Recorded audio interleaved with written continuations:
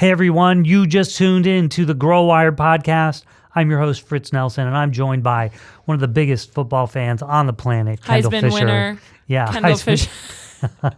Do you have a Heisman? Who'd you steal from Reggie Bush? I was going to say O.J. Simpson, but I Oh won't go. wow, that's a long way back. Did you go to USC when Reggie Bush was there? I was there as a freshman, I believe. Gotcha. I think, yeah. Well, Kendall is also the producer and host of the Grow Wire Show. Woo! We are really excited about this episode because it features one of the most talked about coaches in sports right now, Urban Meyer, arguably one of the greatest college football coaches of all time.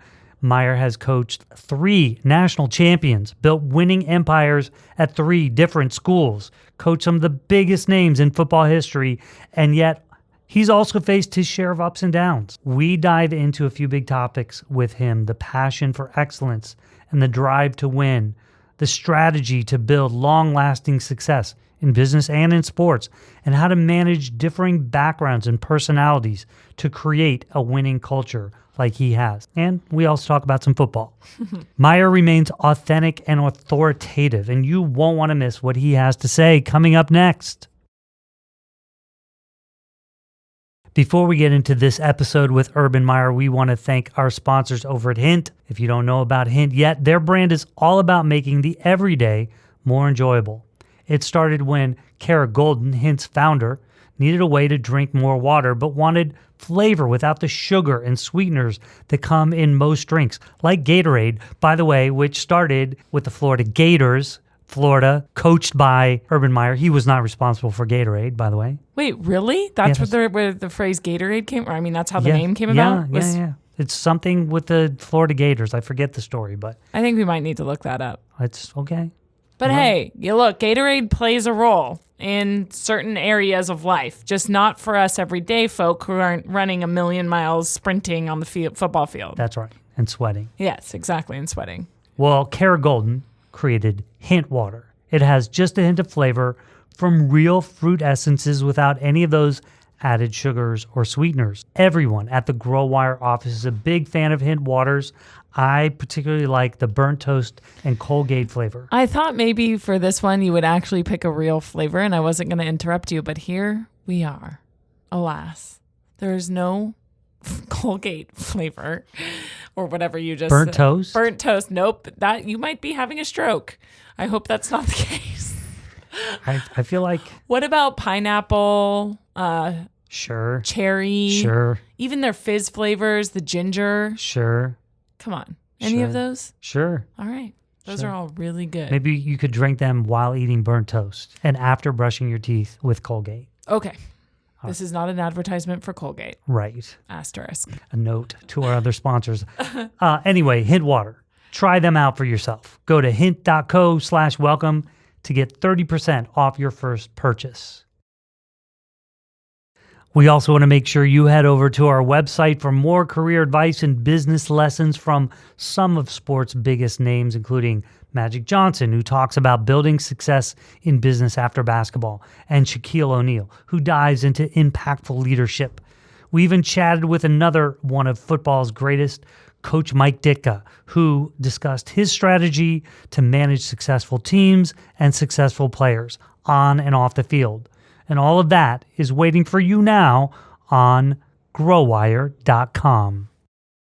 You're listening to the Grow Wire podcast, a place where you will learn the ins and outs of growing a business, running a business, or even taking your big idea, career, or personal development to the next level. It's all possible.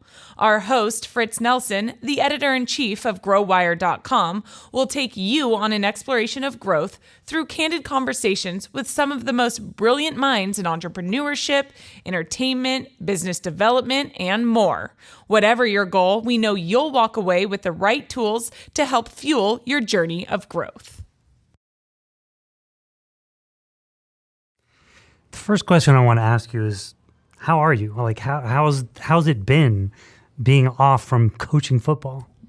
Well, it's been 33 years of my life, so a good portion of my life has been spent as a player and as a coach. And but I'm still very involved. I'm with Fox Sports now, and so we're still really very relevant in the sport. And I get to see it. Obviously, I'm still employed by Ohio State, and they're having a great season, and we handpicked the coach, and they're great players, and so I'm doing very well. Sounds like it. So the Big Noon Kickoff, that's your media play right now, your experience. What's been the hardest part of that for you? There's really been no hard part. Travel is not easy, but I don't mind it. You get on a plane and you go, and I was very concerned going into it because you're with Reggie Bush, Matt Leinart, and Brady Quinn, three great players, and I'm the old guy on the block, and we're all very close now. We're great friends. We just beat game day, I was told, which never has happened in 25 years, and the ratings are up. Great people, great company, and great future. Well, congratulations on that. Do you so you're the coach and they're the former players? Do you ever get to yell at them off camera? I get angry with them sometimes, and more on camera because I think they like that. Oh, yeah. And my personality doesn't change much, but they're awesome, very intelligent players. And, sometimes Reggie Bush is the most amazing to me is because he's arguably the greatest player of all time. Wow. There's some argument that he's the greatest college football player of all time, and I think I coached the other one, Tim Tebow. But sometimes the greatest players of all time don't work at it. Reggie's got great work ethic. He outworks everybody, and so I'm just really impressed with that. Wow. And you've also been teaching at the Fisher School of Business. How often do you teach? Every Wednesday, okay. And I'm a co-teacher with Lieutenant Colonel Charles Buchanan, an Army Ranger that is incredible, and it's one of the highest rated classes on campus, and it's really it's a cathartic event for me to give back and a release to say all these, most academia is theory.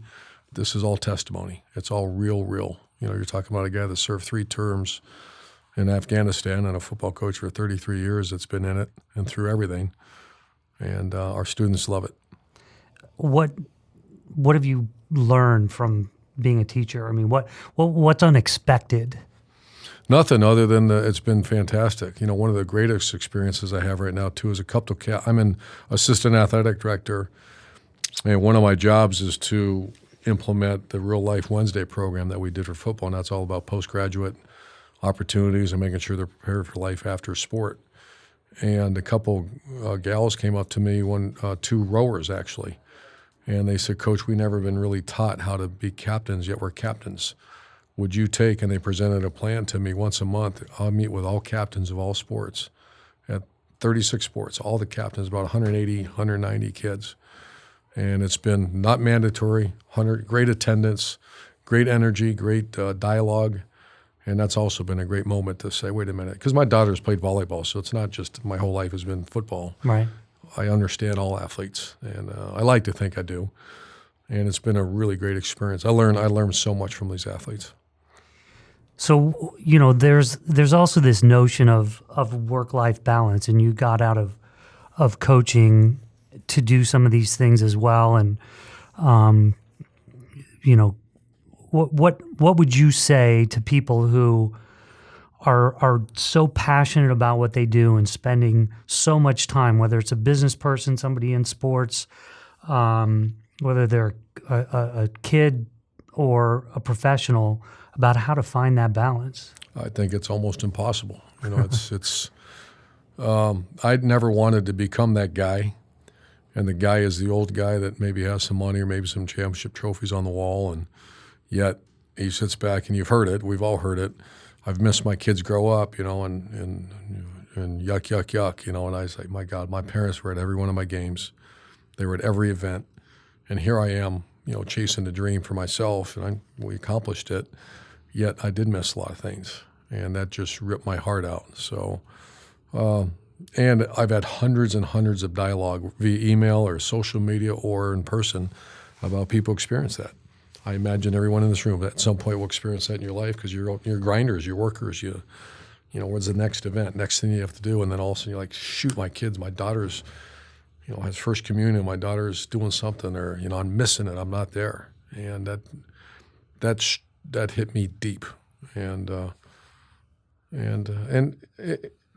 I'm not saying that I didn't work at it because I did, but it's a fact of life. Whether you're a teacher, whether you're a doctor, whether you're a fireman or police officer, whatever it is, everybody deals with it. Yeah. Are you doing that now? I mean, I've heard you talk about taking your foot off the accelerator. I mean, are you able to in these new endeavors? Yeah, I have 2 grandchildren now. I have 3 wonderful kids. We're as close. I can't imagine a closer family. And my wife of 30 years, everything's like so blessed. It's beyond belief at times. And so, yeah, it's been great. So, now sitting on a little bit on the outside looking in, I know you're still involved with the program in Ohio State, but what do you think of the job that Ryan Day has done, and what has he done differently than you? What did he bring that you didn't? First of all, he's elite, and that's why he was handpicked. I went to our president and our AD actually 2 years ago and said, I found the next coach, because I knew that I wasn't going to do this forever. And part of in my opinion, the strength of a leader is a succession plan, and having a culture so deep and infrastructure so deep that it will continue. And that's the great companies, the great teams do that. And Ryan is an elite football mind, a very tough guy, exceptional. And his infrastructure is in place. He gets to focus on what he has to focus on. And I anticipate Ohio State is going to be going for a long time. Well, let's talk about that a little bit. So you built some legendary programs. I mean, you started out at Bowling Green, and then you had huge success at Utah, which, by the way, unbelievable success still, and this year in particular. You turned that program into a national powerhouse, led to Florida, led to Ohio State. Of course, you won national championships at Florida and at Ohio State. How do you look at building these programs? You come into a new program. Where do you start? What's the first set of things you do? Well, the first thing you do is, and this is where I've seen leaders make mistakes, whether in corporate America or whether it be in intercollegiate athletics, is that when you take over a program, the most important thing is you show the R word, and that's respect. You can't go in there and start blowing things up without, people worked really hard there. And so I've seen people make mistakes. For example, the common excuse of coaches is, wait till I get my own people in there. What the hell are you talking about? Those become your people the minute you say, I'm taking a job. My speech has always been the same at every job and Lou Holtz helped me with this, is I understand you did not select me. However, I selected you because I believe in you. I love you. I'm going to push you and grind you. It's going to be probably the most miserable time of your life for a while, but we're going to be trained warriors when we're finished. But I think that sets the tone that, it's not someone else's issue. It's my team now. And it's the same thing when I see people take over, I actually am on a couple of boards now, and I've seen it firsthand, where they take over a company and the first thing some clown does is go destroy it all. And there's a lot of people that gave their blood, sweat, and tears for this place. So the number one thing is show respect to what's there before. Make sure they know that we're all in this together, and we're in this together now. It's not us versus you. But you also have to set a standard and never compromise. That's, I think, one of the best things we do is that, as Steve Jobs, with that great book, and don't be scared to be great. And it's not, this is interesting, and Nike's this way. Nike, I always say, you got corporate America, Nike, Apple, a couple companies I'm with, then you have the special forces in the military, and then you got, the New England Patriots, the Ohio State Buckeyes. And what people have to understand is it's not for everyone. And Steve Jobs is really interesting how he, is a different guy, but obviously arguably the best business in the history of our country. And he would often say that, this might not be for you. And that, don't be ashamed. This is the best of the best of the best. If you need to move on, we'll help you move on. However, we're not going to lower our standard just to make you comfortable. And I think that's something, if you had to say, look back on my career, that's probably, I surrounded myself with really elite people, and we would never compromise what we stood for and how hard we worked. And speaking of people and building that infrastructure, I mean, in college football, you have a kind of a talent retention problem. We all in business have talent retention problems, but you have an acute one. I mean, first of all, you have players that, they come in and they go pretty quickly.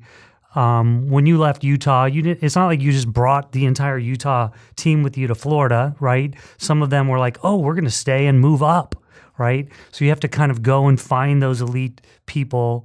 and then convince them to stay. Because once you have success, then people want to, oh, we want some of Urban's guys, right? So how do you manage that talent retention problem in an ecosystem where it's probably, bigger than anywhere else?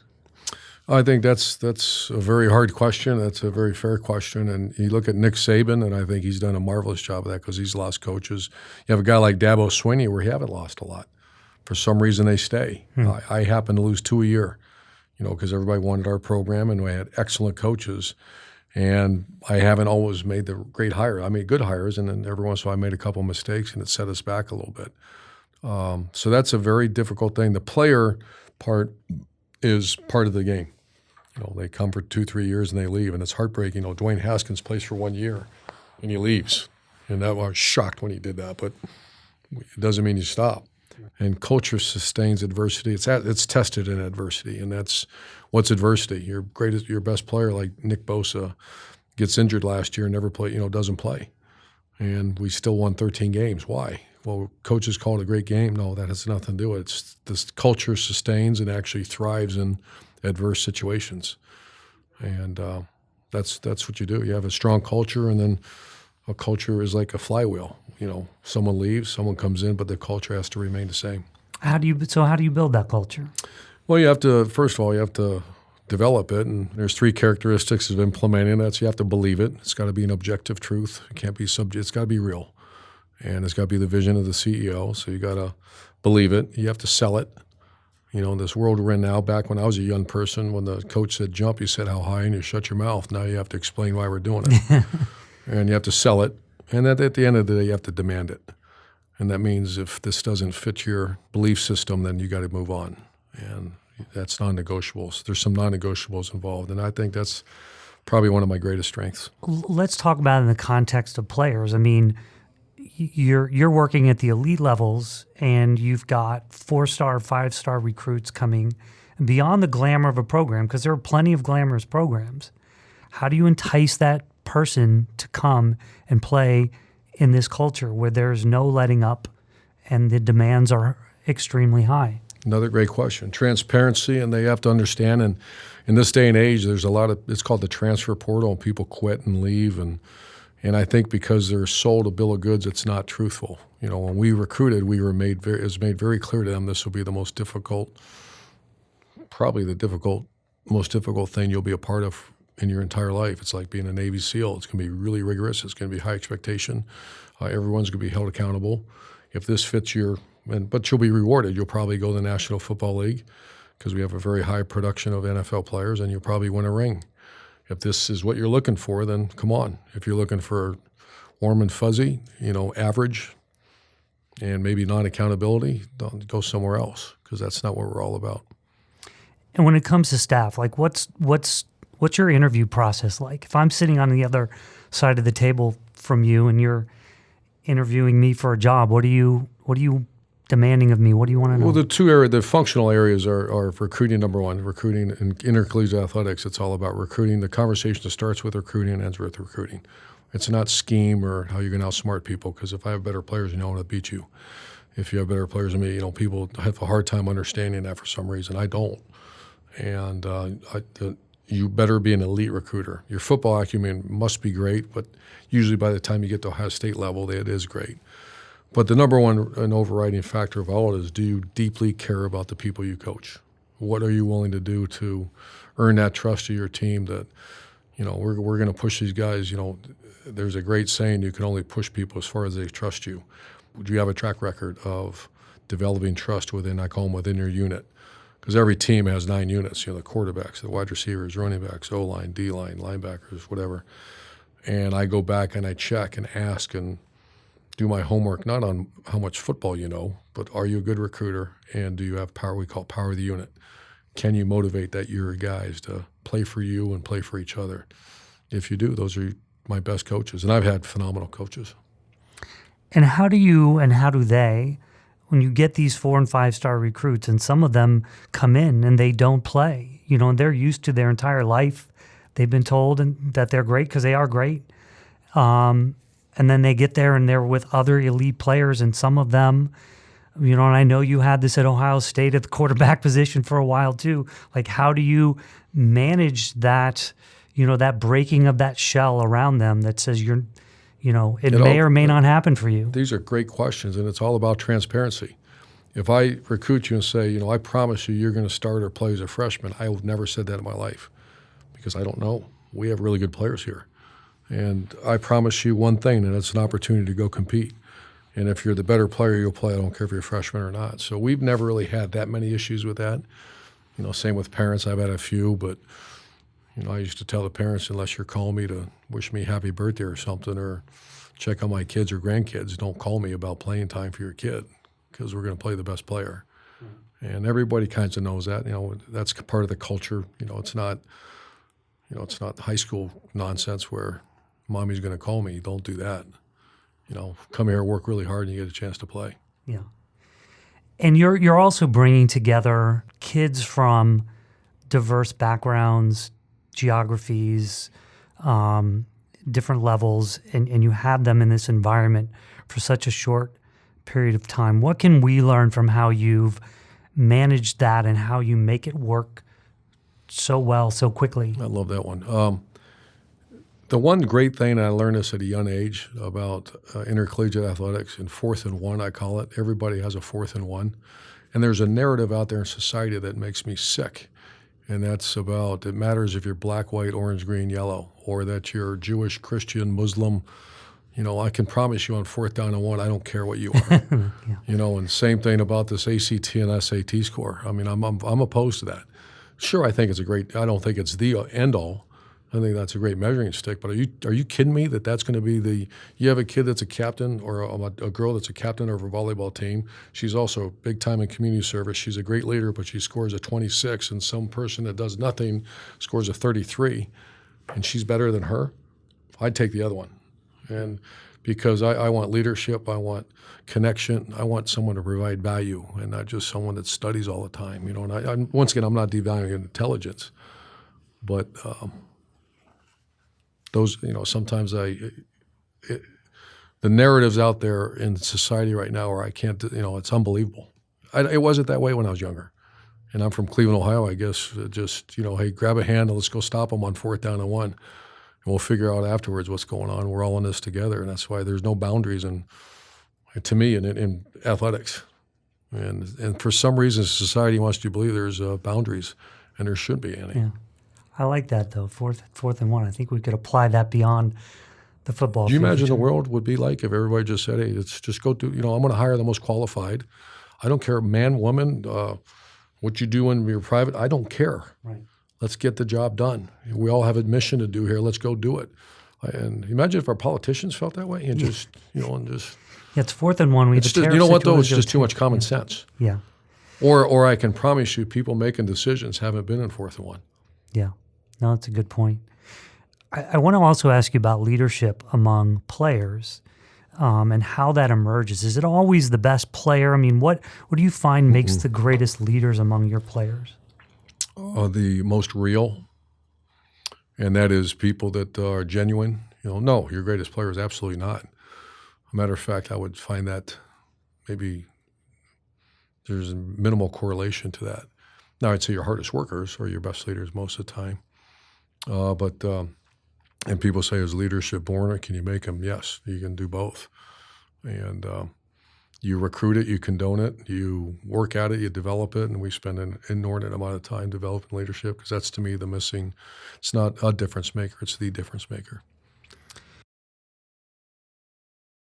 We interrupt this podcast episode for a word from our sponsors over Blue Mics. Everyone has a story to tell, and if you're a storyteller, you probably know Blue Mics for their iconic Yeti microphone, which has helped millions of people find and amplify their voices.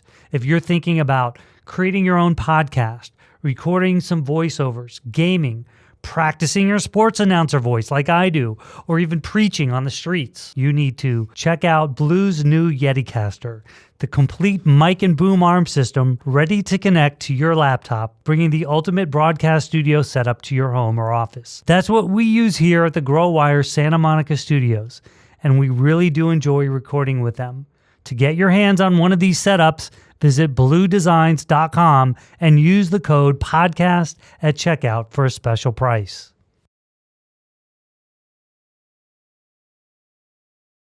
You had the Bosa boys, and then you landed Chase Young. Like, do you have some sort of beeline for these defensive linemen and Well, you're forgetting defensive about ends? Sam Hubbard, Jalen Holmes, Taekwon Lewis. And Yeah, I mean, they're all these high are draft picks. yes.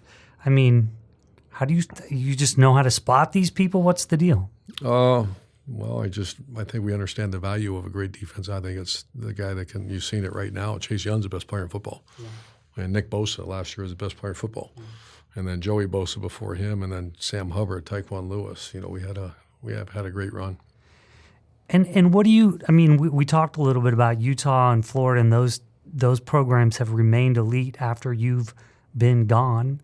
Were there things you put in place that you see now that still is that why it still keeps working? Well, Bowling Green, we hired one of my assistant coaches to take over, and they did wonderful. And then it kind of slipped a little bit about 4 years later, but they had great success. And then Utah, the coach is still there, and they're having a historic season. He's one of the best coaches I've been around.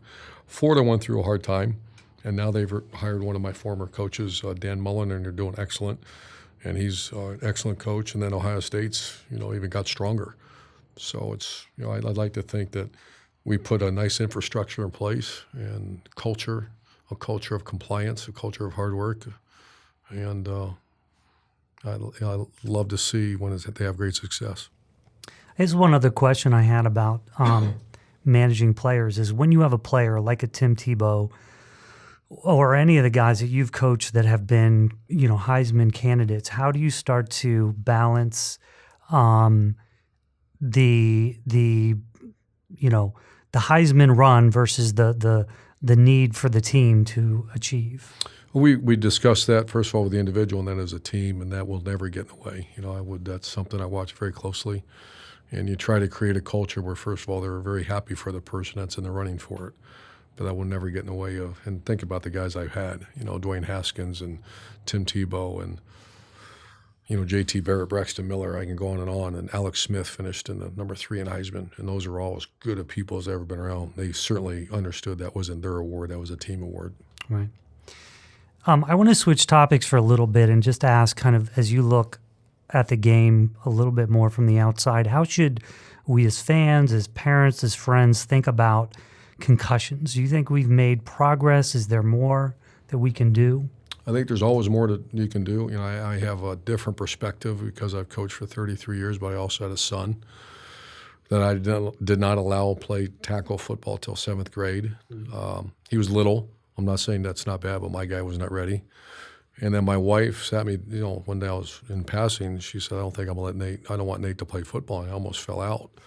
So what are you talking about? My whole life is football. And then one of the concerns was, is it appropriate training, appropriate teaching? Because, you get someone unqualified out there, and unfortunately, sometimes people are busy and they're counting and they come be the football coach. And I want myself to watch what they were teaching to make sure that it was a safe environment. So I would encourage parents to just monitor it closely. The game has never been safer in my 33 years, which it's as safe as it's ever been. The rules are in place to make the game safer than it's been. Just the technique of tackling has completely changed. Now it's all rugby tackling. You don't lead with your face or your helmet. I can speak on the college level. There's never been more emphasis on player welfare and safety. And so it's a very safe game, and it's getting safer. But it is what it is. It's hockey and soccer, they're tough sports. Yeah. And, just hearkening back a little bit to Chase Young, the ridiculous situation that he found himself in, but just kind of as a segue to whether we need to change how we treat college athletes. Should they get paid? Should there be some sort of way to compensate them for, what they're sacrificing as well? Yeah, the situation you talked about Chase is Chase made a mistake. And whether you pay your athletes should be paid or not, those are all great conversations. But if there's, I'm a believer in law. I don't believe in lawlessness. Lawlessness is chaos. And you can get into political conversations about that as well. If there's a law in place, follow the law. And there's a law in place. If it's not right, then is it antiquated, some of the things about college athletics? It is. I can tell you people are working very hard on how to fix that. The college athlete now gets obviously their room, board, books, and fees and tuition, and now they get a stipend. Whatever it is, cost of living, it's anywhere from $4,000 to $6,000, and that's free money. They get more food and more. It's incredible what the student athlete gets. Is that enough? They also, because of Ohio State and myself, we got the NCAA to pay for kids to go to the Final Four or the college football playoff, $2,500 per family. So we're doing a lot of things to try to make it right. Is it exactly right? Probably not yet, and those are all going to the name and likeness is coming up. But when I hear people say, well, Chase Young got screwed, or Chase Young broke a rule. And the best thing that Chase Young did is come out and say, I made a mistake. Yeah. And he owned it. The worst thing Chase Young would have said, the reason I did it is because I'm getting screwed. Yeah, for sure. It's a rule. Yeah. Don't play that. If you don't believe in the rules, then don't play the game that has the rules. And do your best to maybe modify the rules, which I can promise you that's what's going on. You mentioned the playoffs. Do you like the playoff system? I do. Yeah, I do. We run an outside looking in the last 2 years, and I just don't know how you're going to make it 8. People are talking 6 or 8. You start making the season too long, and I start worrying about the player welfare and how do you do it. So I like it. I think it's somewhat flawed. I think it's very fixable, some of the things to take the subjectivity out of it. And makes the thing that bothers me the most about the whole system is the non-equal scheduling practices by schools. Some schools play easy schedules, and some schools play hard. And the playoff committee is supposed to reward the hard, but they don't. So I think those are all things that need to be corrected. You will probably forever be linked with Nick Saban, the two of you competing for best coach in college football. What have you learned from competing with him? He's great. We played 4 times.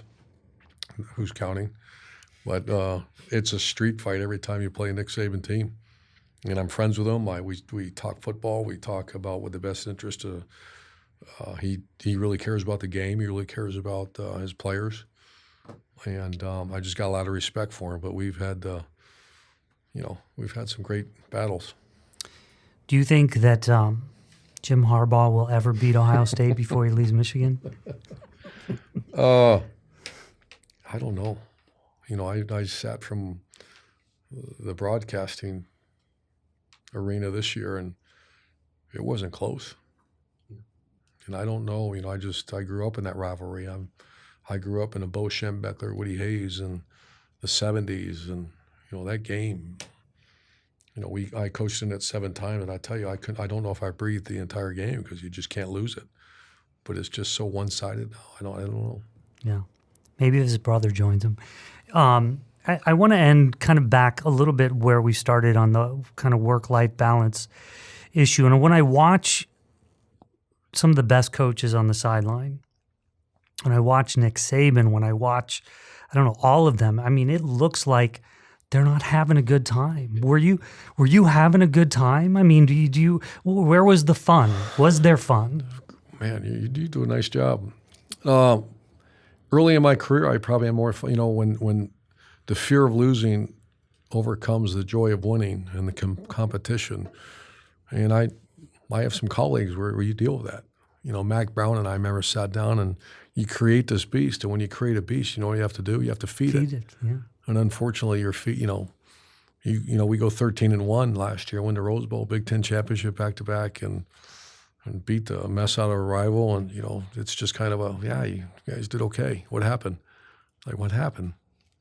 But that's part of it. That's a little bit about don't be scared to be great. It is what it is. Yeah. Certainly a lot of places out there you don't have to do that. And I'd rather be at a place. But it's a good point that at times you're like, if you lose one year in March Madness, your entire career. Well, we'll end on that note. Well, it's a real quick one. Are you a Ute, a Gator, or a Buckeye? Or a Falcon. Or Falcon. Sorry, I don't mean to keep brushing past all of them. Thank you so much for joining us. This was, I'm going to compliment you. That was very good. Thank you. Well, some great lessons and learnings from Urban Meyer. I want to thank Urban so much for joining us on this episode of the Grow Wire podcast. A very special appearance by him. And I also want to thank our sponsors at Hint and Blue Mics, our editors over at Lampstand, as well as Kendall Fisher, who just loves football. You forgot to say Heisman winner, Kendall Fisher. Heisman Trophy stealer, Kendall Fisher. Indeed. And of course, all of you for tuning in and listening. Don't forget to rate, review, and subscribe. Bye. You just listened to the Grow Wire podcast with host Fritz Nelson. Make sure to keep tuning in for more episodes full of tips, tools, stories, and strategies to help take your personal and professional growth to the next level. Until next time.